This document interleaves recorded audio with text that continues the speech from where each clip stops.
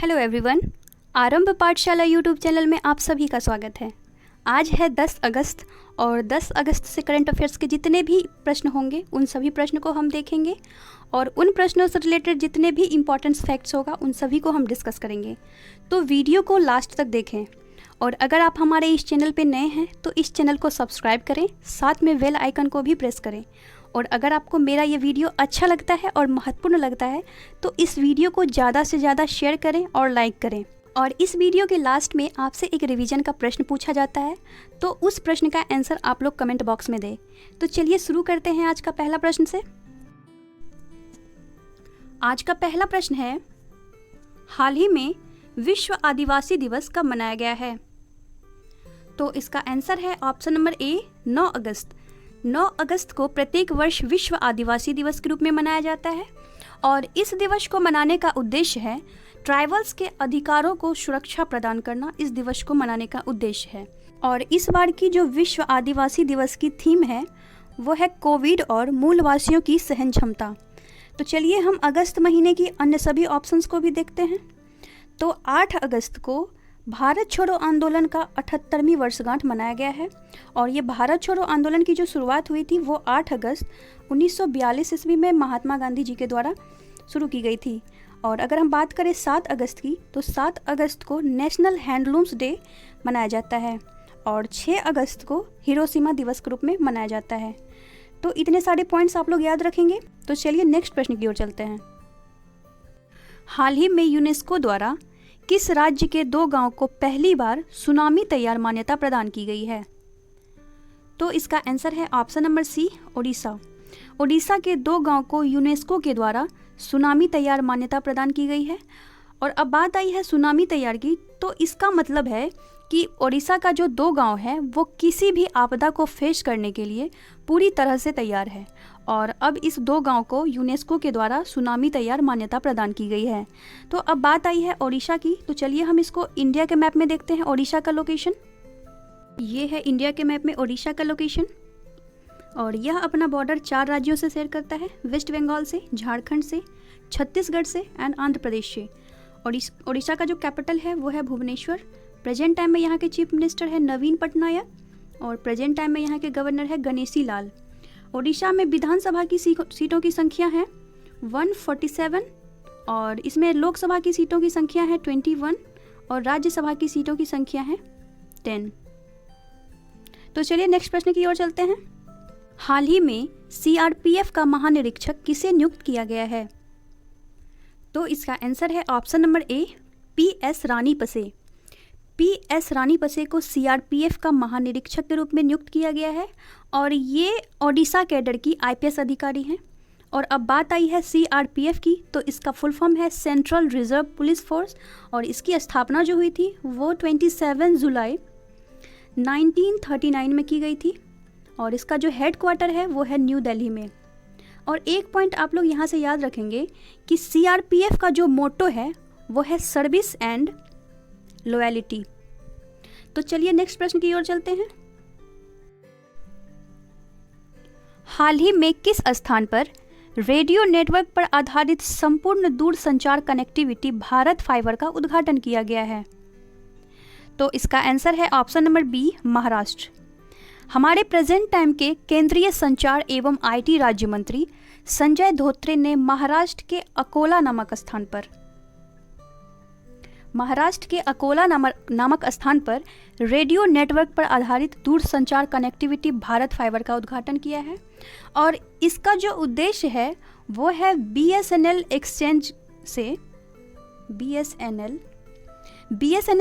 से 20 किलोमीटर के दायरे में वायरलेस कनेक्टिविटी को उपलब्ध कराना। और अब बात आई है बीएसएनएल की, तो चलिए हम इसके बारे में जानते हैं। बीएसएनएल की फुल फॉर्म जो है वो है भारत संचार निगम लिमिटेड और यह भारत का सबसे पुराना संचार कंपनी है और इसकी जो स्थापना हुई थी वो 15 सितंबर 2000 में इसकी स्थापना की गई थी और इसका जो हेड क्वार्टर है वो है न्यू दिल्ली में। तो चलिए नेक्स्ट प्रश्न की ओर चलते हैं। हाल ही में भारतीय मूल के किस व्यक्ति को ब्रिटिश संसद में हाउस ऑफ लॉर्ड्स के लिए चुना गया है? तो इसका आंसर है ऑप्शन नंबर ए, प्रेम सिक्का। प्रेम सिक्का को ब्रिटिश संसद में हाउस ऑफ लॉर्ड्स के लिए चुना गया है। तो चलिए नेक्स्ट प्रश्न की ओर चलते हैं। हाल ही में स्वतंत्र भारत के इतिहास में पहली बार संसद में महिला सदस्यों की संख्या कितना अधिक हो गया है? तो इसका आंसर है ऑप्शन नंबर ए 100 से अधिक। लोकसभा में जो नए 61 सांसद आए हैं जिसमें से कि 4 महिलाएं भी शामिल हैं और इन 4 महिलाओं के शामिल होने से अब संसद में कुल 103 महिलाएं सदस्य हो चुकी है। पिछले वर्ष जब लोकसभा चुनाव हुआ था तो इसमें लोकसभा में जो महिलाएं चुनकर आई थी वो 78 महिलाएं चुनकर आई थी और इसमें से जो अब तक के इतिहास में सबसे युवा सांसद चुनी गई थी वो है चंद्रयानी मुर्मू और इन्होंने बीजेडी पार्टी से जो है ओडिशा से लोकसभा चुनाव जीत कर आई थी। और हमारे जो राज्यसभा में महिला सदस्यों की संख्या है वो है 25।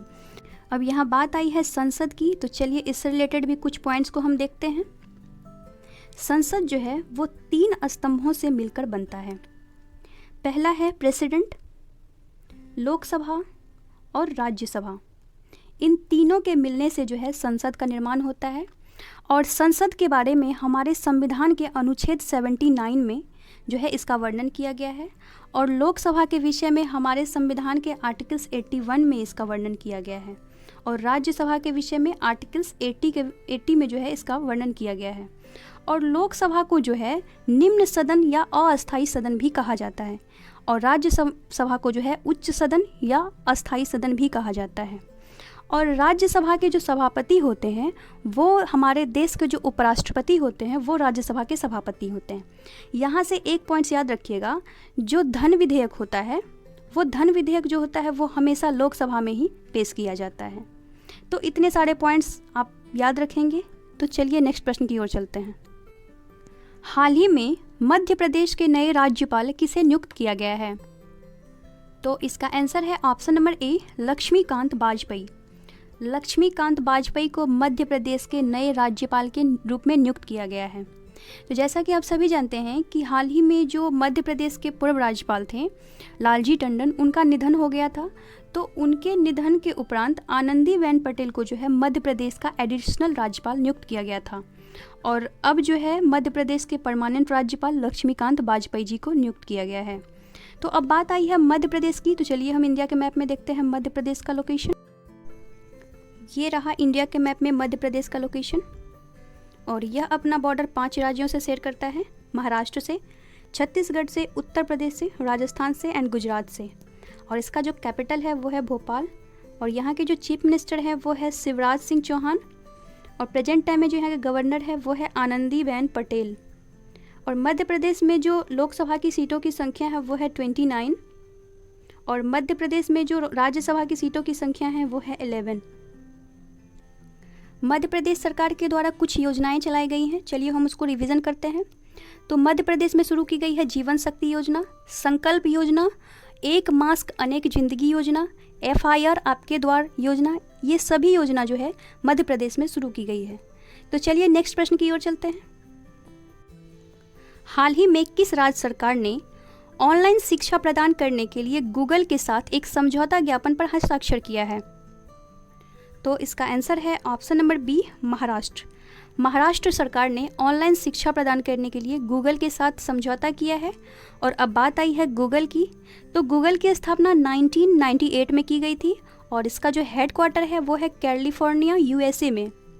और प्रेजेंट टाइम में जो इसके CEO हैं वो है सुंदर पिचई और सुंदर पिचई जो है वो भारतीय मूल के हैं। और अब बात आई है महाराष्ट्र की। तो चलिए महाराष्ट्र के बारे में हम इंडिया के मैप में देखते हैं। ये है इंडिया के मैप में महाराष्ट्र का लोकेशन और यह अपना बॉर्डर 6 राज्यों से शेयर करता है, गोवा से, कर्नाटका से, आंध्र प्रदेश से, छत्तीसगढ़ से, मध्य प्रदेश से एंड गुजरात से। और इसका जो कैपिटल है वो है मुंबई। प्रेजेंट टाइम में जो यहाँ के चीफ मिनिस्टर है वो है उद्धव ठाकरे और प्रेजेंट टाइम में जो यहाँ के गवर्नर है वो है भगत सिंह कोश्यारी। तो चलिए नेक्स्ट प्रश्न की ओर चलते हैं। तो फ्रेंड्स ये है आज का अंतिम प्रश्न। हाल ही में किस कंपनी के द्वारा भारतीय विज्ञान संस्थान बेंगलुरु में रोबोटिक्स लैब स्थापित करने की घोषणा की गई है? तो इसका आंसर है option number B Nokia. Nokia के द्वारा कम्युनिकेशन टेक्नोलॉजी और आर्टिफिशियल इंटेलिजेंस को बढ़ावा देने के लिए भारतीय विज्ञान संस्थान बेंगलुरु में रोबोटिक्स लैब स्थापित करने की घोषणा की है।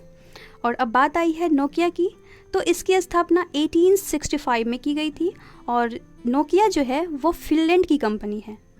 तो फ्रेंड्स चलिए कल के रिवीजन के प्रश्न की ओर चलते हैं। कल के रिवीजन का प्रश्न का आंसर है option number B, Girish Chandra Murmu.